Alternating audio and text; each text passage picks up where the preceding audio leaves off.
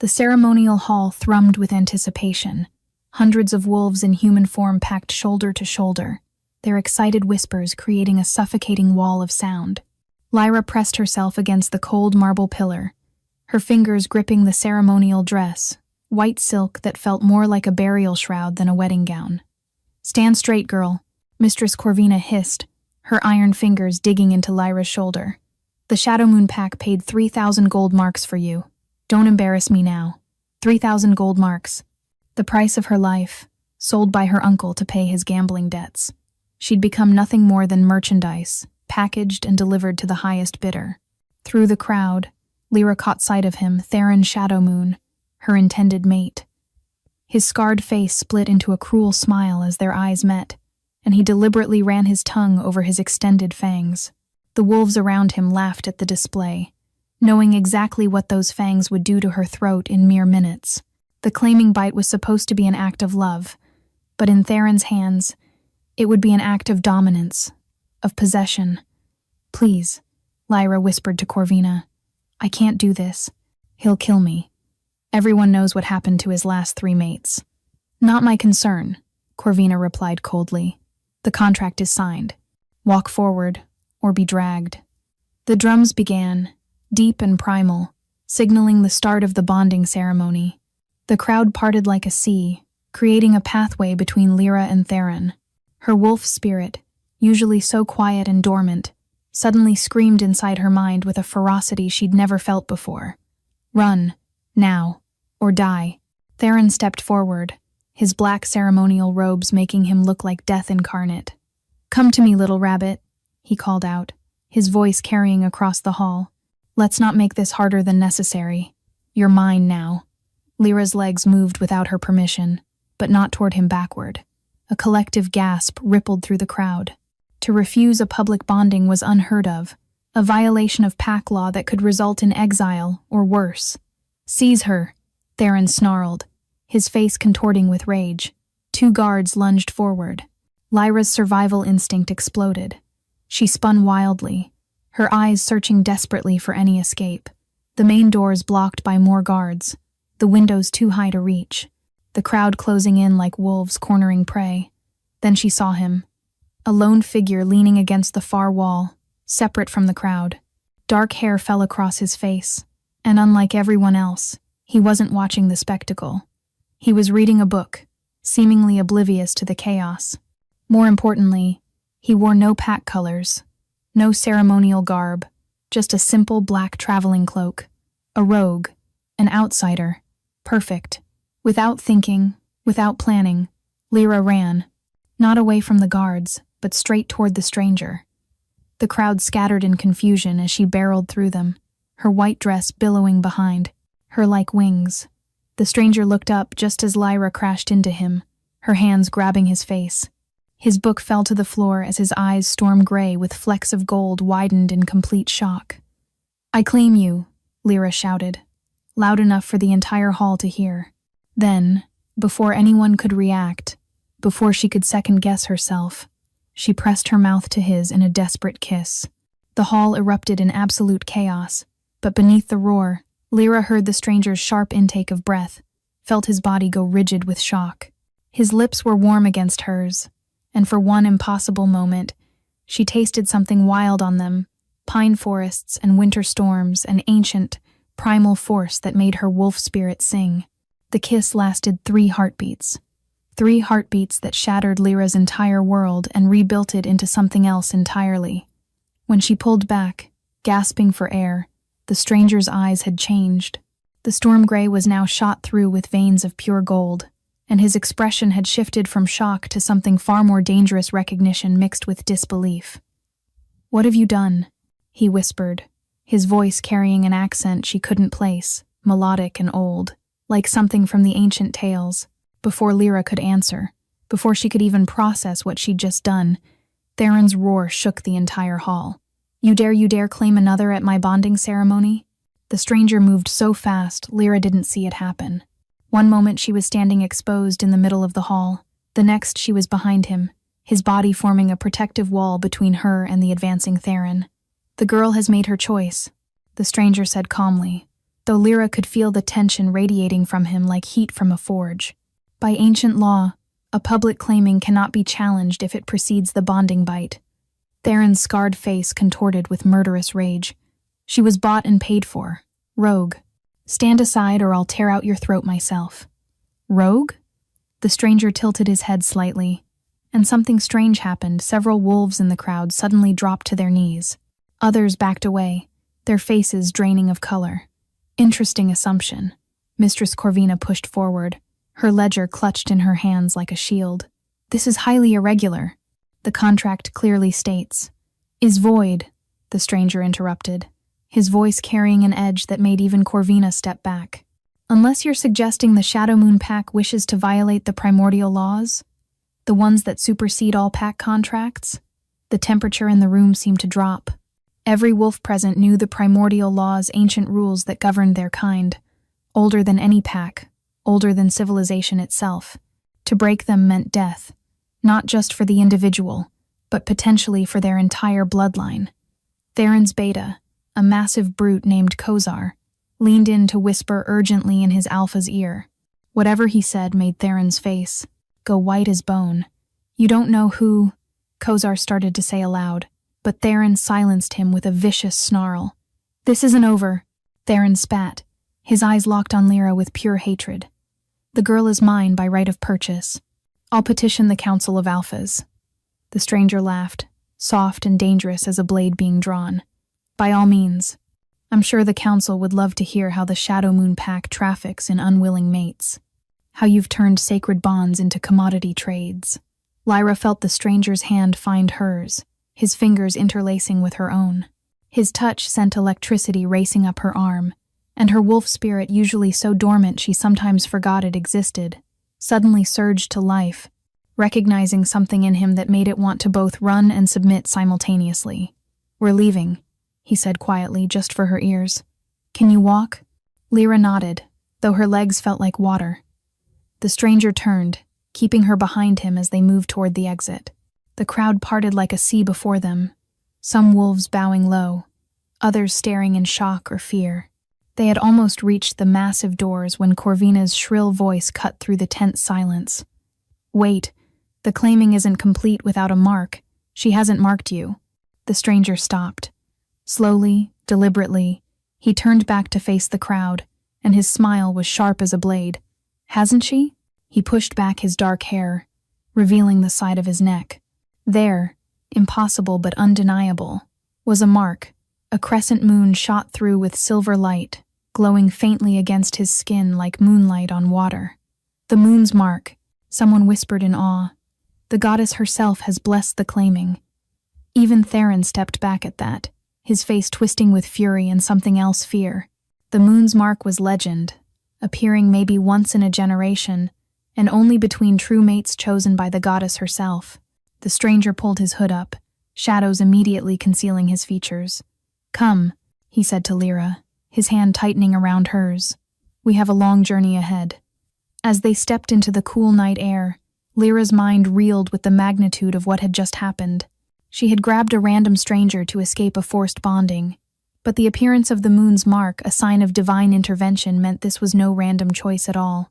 Behind them, she could hear the hall erupting into chaos, Theron's voice rising above the din, demanding answers, demanding blood.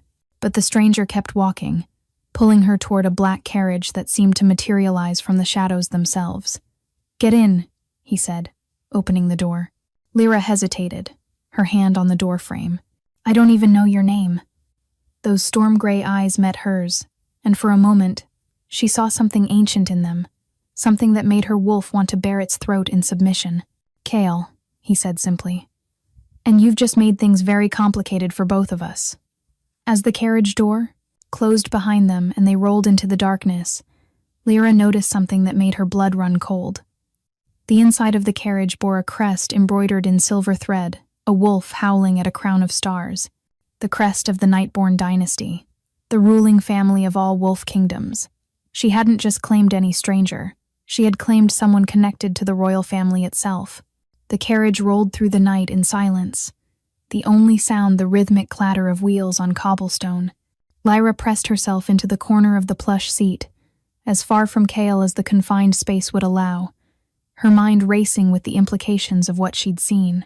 "You're going to hurt yourself if you keep your muscles that tense," Kale observed, not looking up from the book he'd somehow retrieved. In the dim lantern light, she could see it was written in the old language, the script of the first wolves that few could still read. "Who are you?" Lyra whispered, her voice barely audible above the carriage wheels. "I told you, KL. That's not what I meant, and you know it." She gestured to the crest embroidered on the carriage cushions. "That symbol, only the royal family can use it. So who are you really? It's just a symbol." He turned a page, still not meeting her eyes. "You were quite clever back there, by the way, using a public claiming to void a trafficking contract. Most wolves wouldn't know that particular loophole in primordial law. The woman I called grandmother, she was really my guardian, taught me before she died," Lyra said carefully, accepting his deflection for now. "She said knowledge of the old ways might save my life one day." Wise woman. Kale finally looked up, and in the flickering light, his eyes seemed to glow with their own inner fire, though I doubt she expected you to claim the first random stranger you saw. Heat flooded Lyra's cheeks. "I'm sorry. I know I've created a problem for you.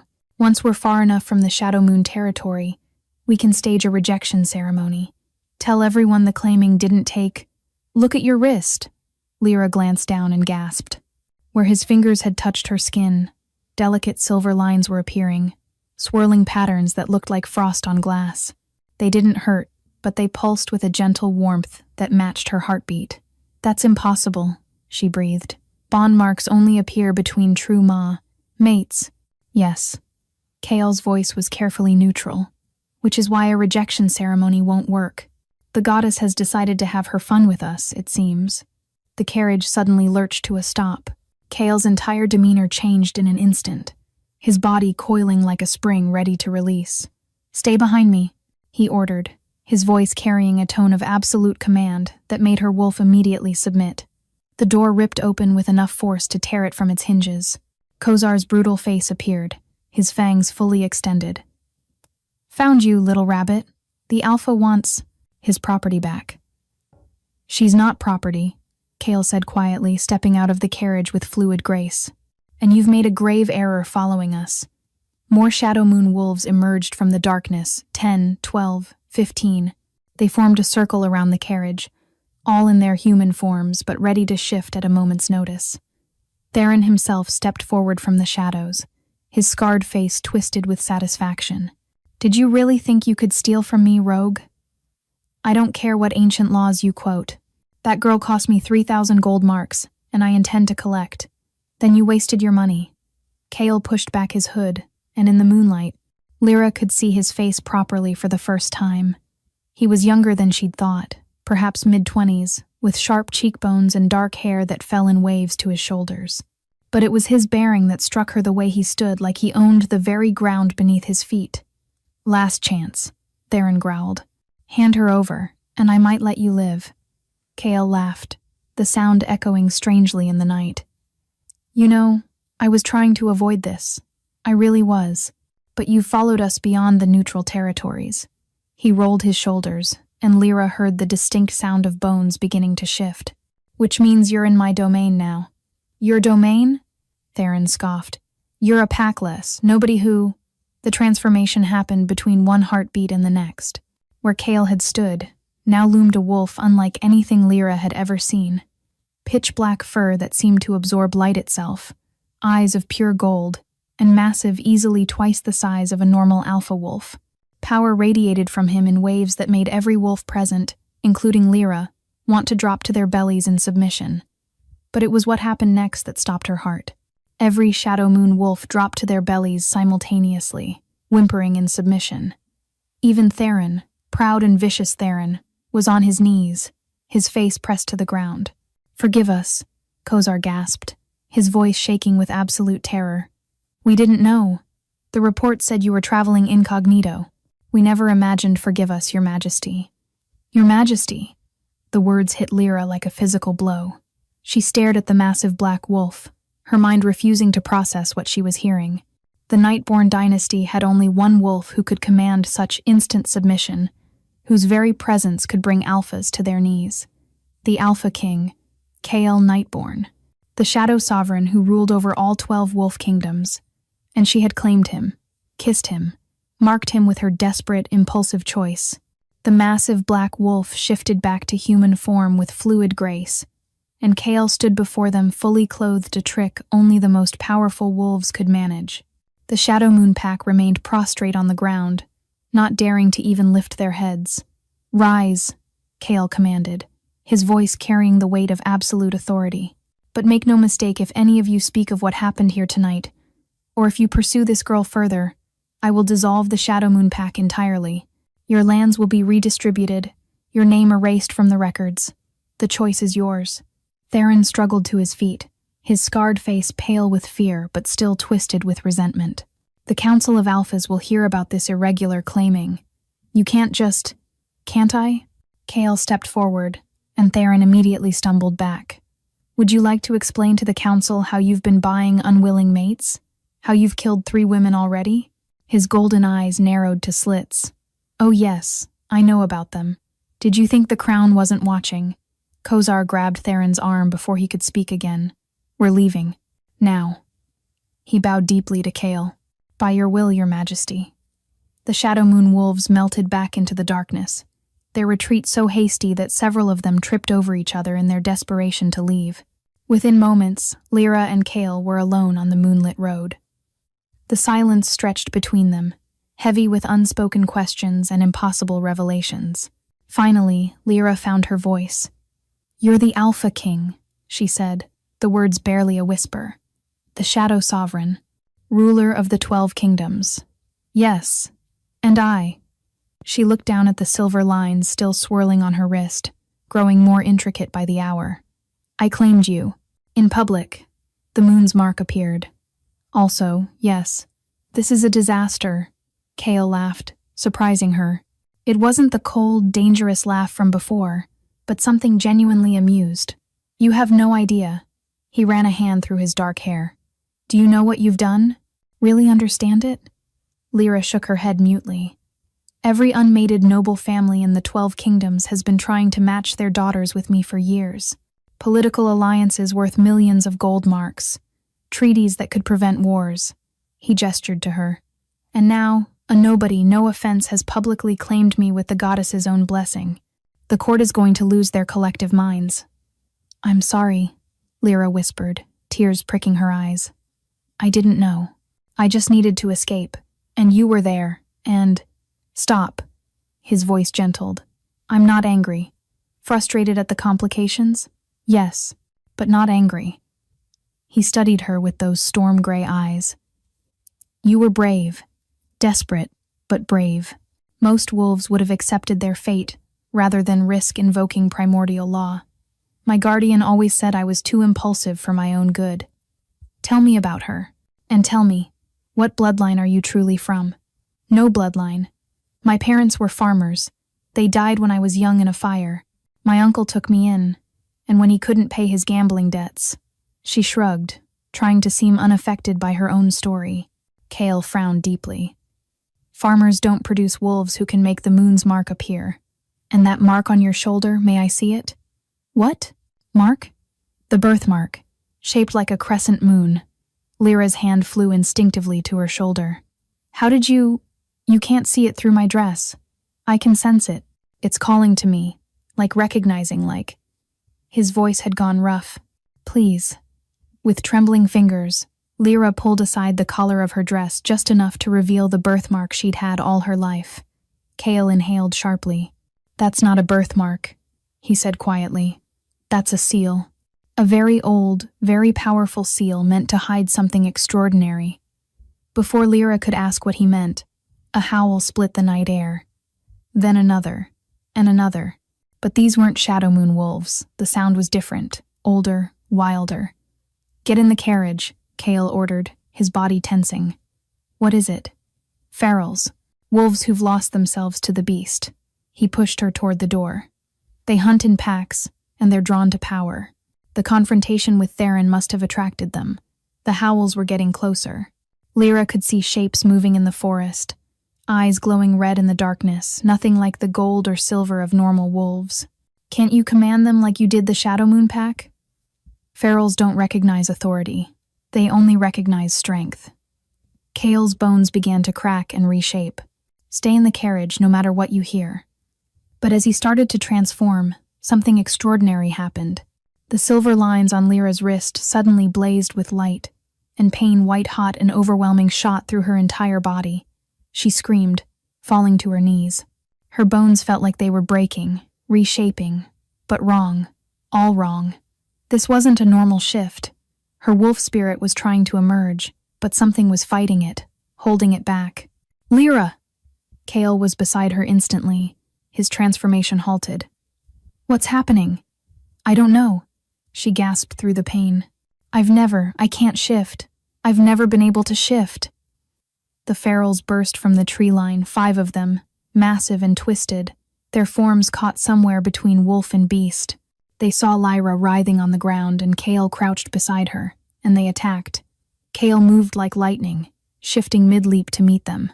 But he was outnumbered, and his attention was divided between fighting and protecting Lyra. A feral broke through his defense, lunging straight for Lyra with jaws wide. She threw up her hands instinctively, and moonlight flames erupted from her palms. The feral disintegrated into ash before it could touch her. Everything stopped. The remaining ferals backed away, whimpering. Kale stared at her in shock, and Lyra looked at her hands, where silver flames still danced along her fingers, beautiful and terrible. That's impossible, Kale breathed. That's moonfire. Only the royal bloodline of the extinct Silver Moon Kingdom could. The seal on Lyra's shoulder suddenly cracked with an audible snap. Power, ancient and wild, flooded through her. Memories that weren't her own flashed through her mind, a castle of silver and starlight, wolves bowing before a throne, a woman with Lyra's face wearing a crown of moonstone. I remember, she gasped. My guardian, the woman I called grandmother. She wasn't my grandmother. She was my protector. She hid me. The Silver Moon Kingdom didn't just fall, it was destroyed. Every royal killed except the infant princess. Kale finished, his voice full of awe. The lost heir of the Silver Moon. The lords have been searching for you for 20 years. They had taken shelter in one of Kale's safe houses, a modest hunting lodge deep in the Thornwood Forest. He'd insisted they couldn't return to the palace yet, not until they understood what was happening to her. Lyra sat by the fire, staring at her hands where lunar fire had manifested just hours ago. 20 years of being nobody, and now I'm supposedly royalty from a murdered kingdom. Your guardian protected you well, Kale said gently, pressing a cup of tea into her shaking hands. The Silver Moon massacre was brutal. King Aldrich ordered every royal killed, even the children. Your guardian must have been incredibly powerful to hide you with a seal that strong. Why? Lyra asked, looking up at him. Why would anyone massacre an entire royal line? Kale's expression darkened. The Luna prophecy. It spoke of a union between shadow and silver that would either destroy or unite all wolf kingdoms. Aldrich believed if he eliminated the Silver Moon line, he could prevent the prophecy entirely. But he failed. I survived. Yes, and now you've claimed me the Shadow Sovereign with the goddess's own blessing. Kale's eyes met hers. Shadow and silver, united. The very thing Aldrich tried to prevent. A howl echoed outside, too close for comfort. Kale was on his feet instantly, every muscle tense. That's not ferals, he said quietly. Someone's found us. The door exploded inward with tremendous force. Wolves poured in, not wild ferals, but disciplined soldiers wearing the crimson mark of the royal guard.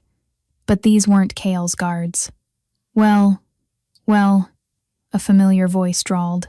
A man stepped through the ruined doorway, tall and lean with silver hair despite his young face. My dear brother, playing house with a mysterious girl when the council is in uproar. Damon, Kale growled. What are you doing here? The Council of Alphas sent me. Damon's blue eyes fixed on Lyra with predatory interest. They're quite upset about your irregular claiming. They want the girl brought before them immediately. She goes nowhere without me. Actually, Damon smiled coldly. The council was very specific. The girl comes alone. or she's declared a criminal who used forbidden magic to enslave the Alpha King. That's ridiculous. Is it? Damon gestured to Lyra's wrists, where the silver marks still swirled. She bears marks that shouldn't exist. Witnesses say the moon's mark appeared without a proper claiming bite.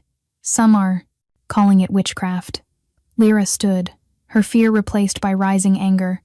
I didn't enslave anyone. Prove it. Damon's smile widened. Come with us. Face the council. Unless, of course, you have something to hide. She's not going anywhere with you. Kale stepped between them. Brother, really? You're going to fight your own royal guard? Over some farmer's niece? Damon sked. What would father think?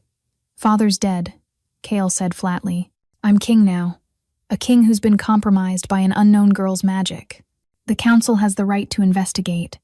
Lyra saw more guards surrounding the lodge through the windows. They were outnumbered 20-1. Even Kale couldn't fight them all without bloodshed. I'll go, she said quietly. Lyra, no. She touched Kael's arm, and the bond marks flared with warmth. Through their growing connection, she could feel his fear for her, his rage at being cornered. Trust me, she whispered. My guardian taught me more than just the old laws. I can handle the council. Kale's jaw clenched, but he stepped aside. If anything happens to her, you'll what? Start a civil war? Damon laughed. You always were too emotional, brother. He gestured to his guards. Bind her. That's not necessary, Kale started. Council's orders. Silver shackles clicked around Lyra's wrists, and immediately, her connection to the moonfire dimmed. Insurance against any more. Unexpected magic. As they led her away, Lyra looked back at Kale. His eyes had gone full gold, his control hanging by a thread. Through their bond, she felt his rage, his fear, and underneath it all, something else, a desperate need to protect her that went beyond logic or reason. Kale, Damon called back casually. The council wants you at the palace. Best behavior, brother. Your little mate's life depends on it. The Council of Alphas met in the ancient lunar sanctum, a circular chamber with a domed ceiling painted to match the night sky. 12 thrones arranged in a circle, each representing one of the wolf kingdoms. But only 11 were occupied. The 12th, the silver moon throne, had sat empty for 20 years. Lyra, the unclaimed, the eldest alpha, spoke, a woman with steel-gray hair and sharp amber eyes. You stand accused of using forbidden magic to enslave our king. I use no magic, Lyra replied steadily, though the silver shackles chafed her wrists. I invoked primordial law to escape an illegal trafficking arrangement. Yet the moon's mark appeared without a proper claiming bite, another alpha interjected. Explain that. I cannot explain the goddess's will. Convenient, Damon drawled from his position beside the empty throne. Perhaps a truth serum would help loosen your tongue. That's illegal, Lyra said sharply. Article 7 of the Reformed Codes. You know our laws very well for a farmer's niece, the elder alpha observed. Tell me, child, who were your parents really? Before Lyra could answer, the temperature in the room plummeted. Frost spread across the windows in spiraling patterns, and the silver shackles on her wrists began to glow with inner light. What's happening? Someone demanded. The shackles shattered like ice. Power erupted from Lyra, not the controlled moonfire from before, but something wild and primal. The empty silver moon throne began to glow, its ancient magic responding to her presence. Memories flooded through her again, clearer this time. She saw her parents' faces, felt her mother's last desperate spell to hide her, heard her father's dying words, keep her safe. When she comes of age, the throne will recognize her. Impossible, the elder alpha breathed. Lyra rose, pulled by invisible strings toward the empty throne. The moment she touched it, light exploded through the chamber. When it faded, she stood before them, transformed, her simple dress replaced by robes of silver starlight, a circlet of moonstone materializing on her brow. I am Lyra Silvermoon, she said, her voice carrying new power. Last heir of the Silver Moon Kingdom, and I have every right to claim whoever I choose. The council erupted in chaos, some dropping to their knees in recognition of the ancient bloodline, others shouting about impossibilities and trickery, but Lyra heard none of it. The moment the crown touched her head, she was elsewhere. She stood in a vast hallway of silver and starlight, exactly as she'd seen in her fractured memories. But this time, she wasn't alone. "Hello, little moon," a woman's voice said softly. Lyra turned to find a figure in flowing robes, her face hidden by a hood of silver silk. But she recognized the voice that had sung her lullabies in dreams she'd forgotten. "Mother?" "An echo," the figure replied. "A memory preserved in the throne's magic, waiting for you to claim your birthright." The hood fell back, revealing a face that was Lyra's own, 20 years older. "We have little time. The awakening of your powers has attracted attention from things better left sleeping. I don't understand any of this. The silver moon line carries the blood of the first wolves, beings of pure magic, who walked between worlds." Her mother's echo moved closer. "That's why Aldrich feared us. We could see the threads of fate, alter the course of destiny itself. And you, my daughter, are the strongest our line has ever produced. But I've never shown any power before, because I sealed it. Every drop of magic, every hint of your heritage, bound within that mark on your shoulder." The echo touched Lyra's face gently. "I'm sorry for the life of hiding you've had to live. But now the seal is broken, and you must learn quickly." "Learn what?" "That the massacre wasn't Aldrich's idea." Her mother's expression darkened. Something else whispered in his ear, promised him power if he eliminated our line.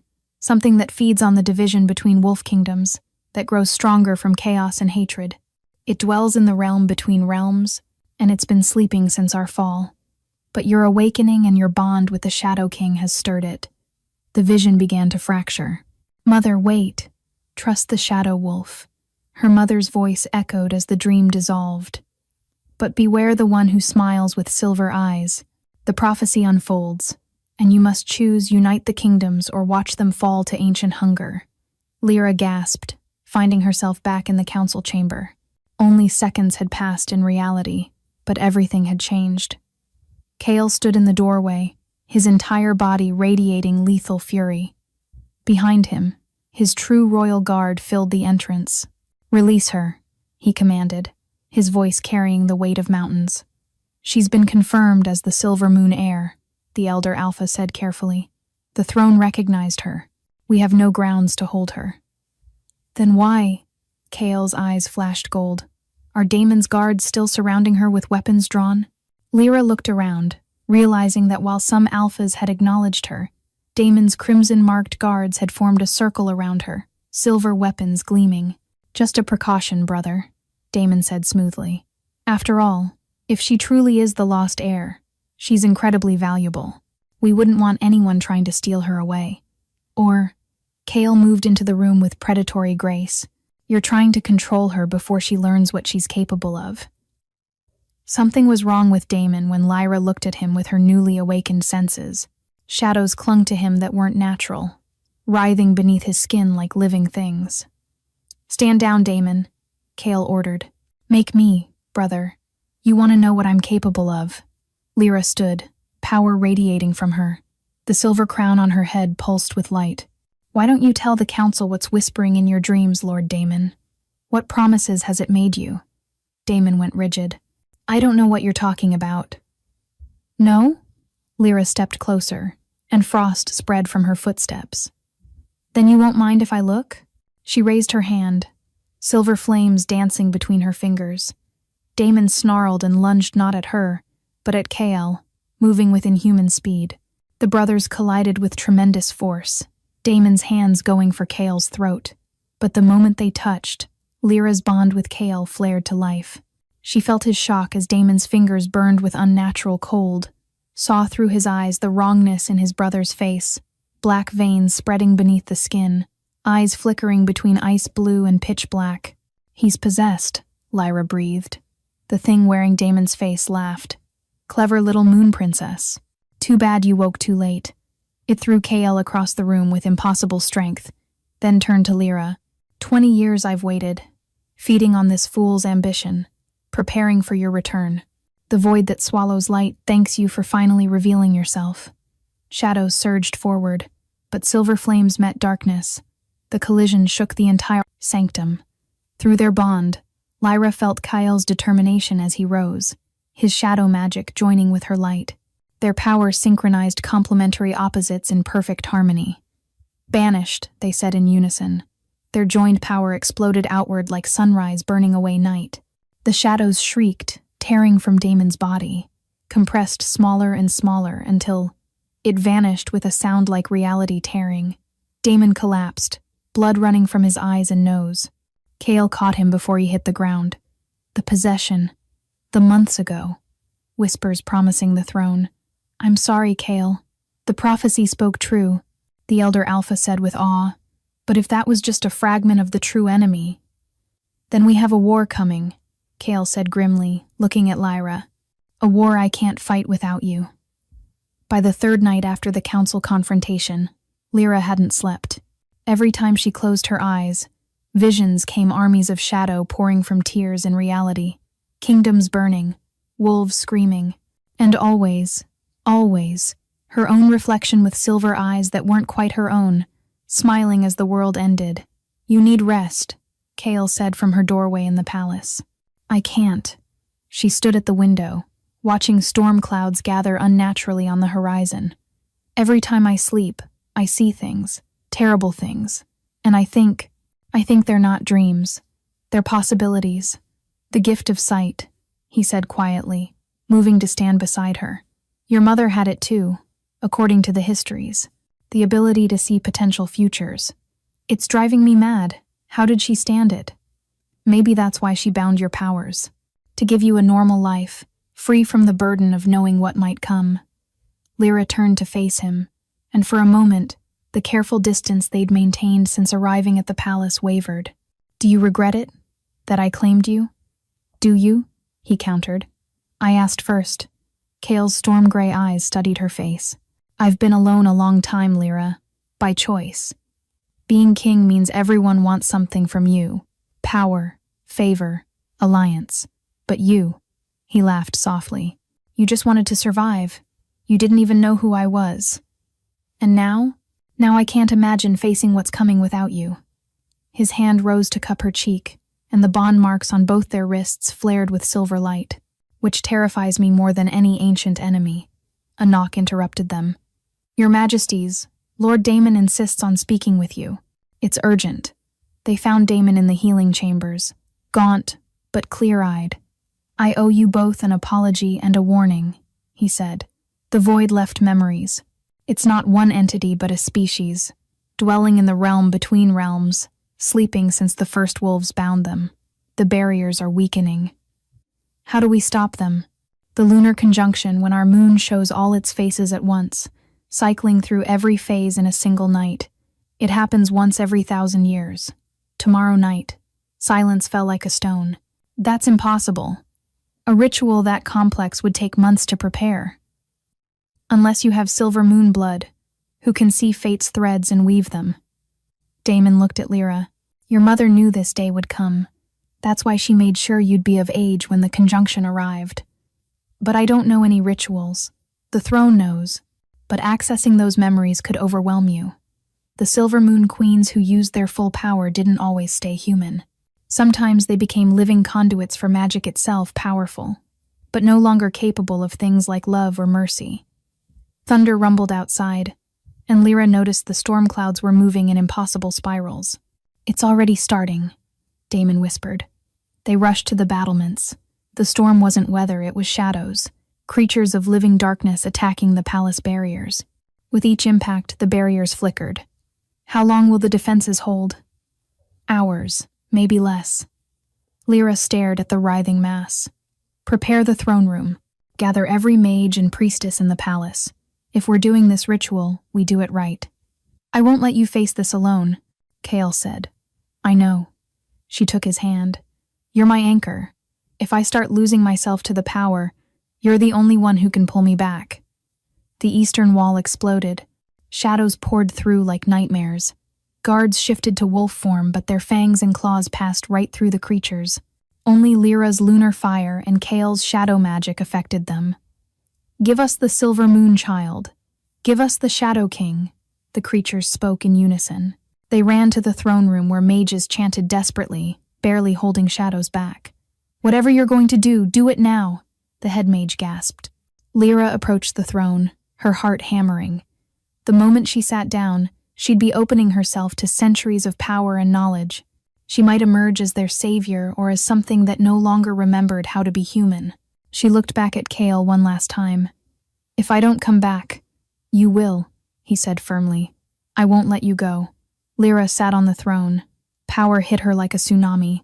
1,000 years of memory flooded Lyra's mind. She was everywhere, a silver moon queen leading armies against the first void incursion, a child learning to shape moonlight into weapons, a mother singing the binding spell that would cost her life. She was all of them and none of them, drowning in an ocean of memories and magic.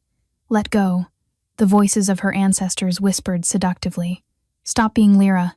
Become the silver moon itself. It's the only way to have enough power." It would be so easy. She could feel the temptation to dissolve into pure magic, become a force of nature that could obliterate the void with a thought. No more fear, no more doubt, no more messy human emotions. But then she felt a thread of shadow wrapped around her heart, warm and familiar. Kael.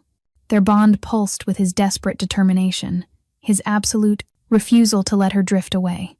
Lyra. His voice in her mind, not through ears but through soul. "I know you're in there. Fight." She tried to respond, but she was fragmenting, spreading thin across time and space. She saw the ritual her ancestors had used, complex, beautiful, requiring 12 wolves of royal blood. But they only had 2. It was impossible. "No," another voice said, and Lyra realized it was her own, from a future that might be. Not impossible, just different. The vision shifted. She saw herself standing with Kael under the moon's changing faces, but they weren't alone. Every wolf in the kingdom stood with them, their combined howls creating a harmony that could reshape reality.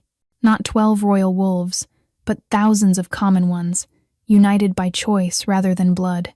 "That's it," she gasped, pulling herself back from the brink of dissolution.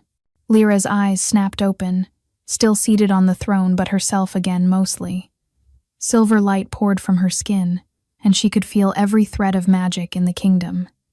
"Kael," she said, her voice carrying harmonics that made reality shiver. "I need you to call them." "Call who?" "Everyone. Every wolf in the kingdom. Farmers, merchants, nobles, servants, everyone." She stood, the throne's power following her like a cloak of starlight. The original ritual needed 12 royal wolves because they were the only ones considered worthy. But worthiness isn't about blood. There's no time. There is. She could see the threads of possibility, one shining path to victory. Send the king's call. Tell them their queen asks for their help, their choice, their voices. Kael didn't hesitate. He threw his head back and howled. Not just any howl, but the king's call. A sound that carried on magical winds to every corner of the kingdom.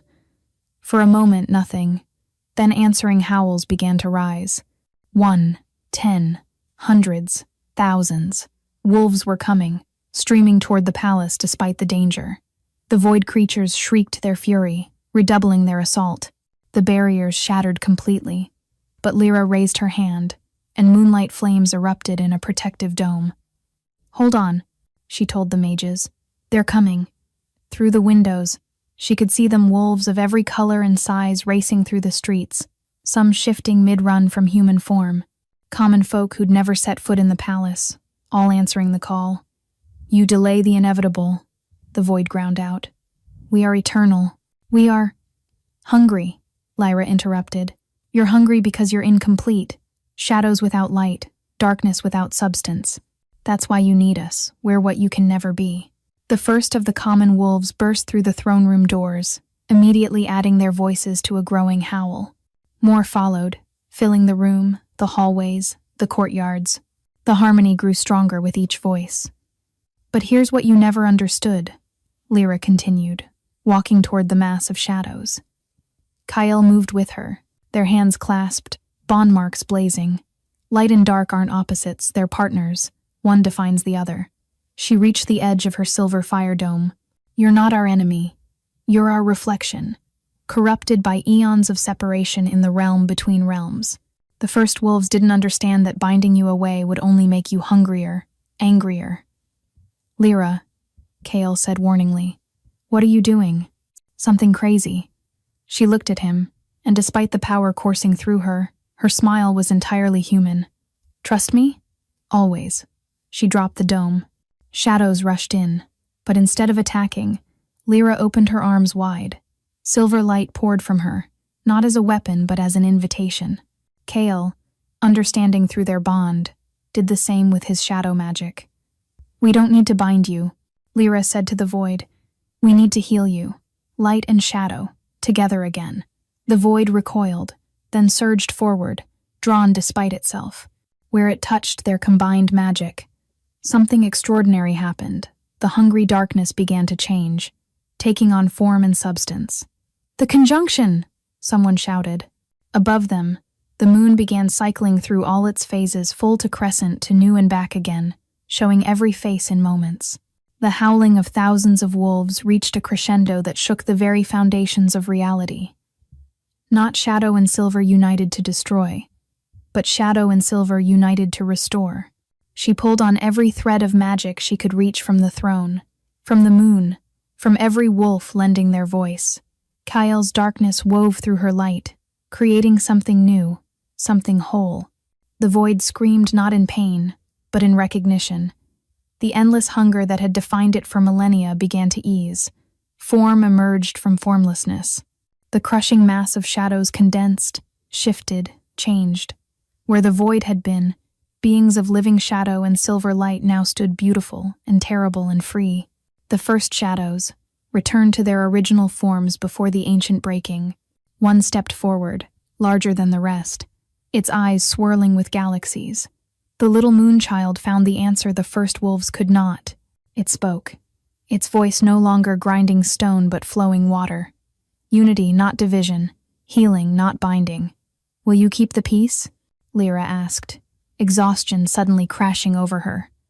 "We will return to the realm between realms, but no longer as prisoners. As guardians, watching the boundaries between worlds." It looked at the assembled wolves. "You have given us back ourselves. This debt will not be forgotten." The first shadows began to fade, not vanishing but transitioning to a different plane of existence.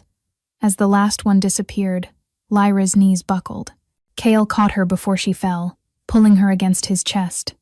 Around them, thousands of wolves still filled the palace, their eyes wide with awe. "Did we just?" Lyra started. "Save the world?" "Yes." Kale's voice was rough, with emotion. "Nearly lose yourself to do it?" "Also yes." "But I didn't," she said, looking up at him. "You anchored me, just like I knew you would." The elder Alpha approached through the crowd. "The prophecy is fulfilled. Shadow and Silver, united not in marriage or politics, but in choice and sacrifice. The lost heir has returned, and she has shown us a new way." "So what happens now?" someone called from the crowd. "Now," Lyra said, her voice carrying despite her exhaustion, "we rebuild. Not 12 separate kingdoms, but one united realm. No more hierarchies based on bloodline alone. Tonight proved every wolf has value, every voice matters." "Still, one thing unfinished," the elder Alpha said with a knowing smile. "Your claiming bond remains incomplete without the mutual bite." Heat rose in Lyra's cheeks. In all the chaos, she'd forgotten. "I've almost lost you 3 times in as many days," Kale said, turning her to face him fully. "I won't risk a 4th. Lyra silenced him with a kiss, real, warm, chosen. Not the desperate kiss from the ceremony, but something true. The crowd cheered. "Is that a yes?" "Yes, though maybe without thousands watching." Later, in private, they completed their bond properly. The mutual claiming bites were gentle despite their primal nature, and when done, their bond hummed with perfect harmony. "I love you," Lyra whispered against his throat. "And I love you," Kale replied, pressing a kiss to her temple. "My brilliant, impossible mate." Outside, dawn broke over a changed world. The void healed, kingdoms united, and 2 souls who'd found each other by desperate chance had chosen to stay together by deliberate choice. The girl who'd grabbed a stranger to escape her fate had grabbed hold of destiny itself and reshaped it. Sometimes the most desperate choices lead to the most extraordinary destinies.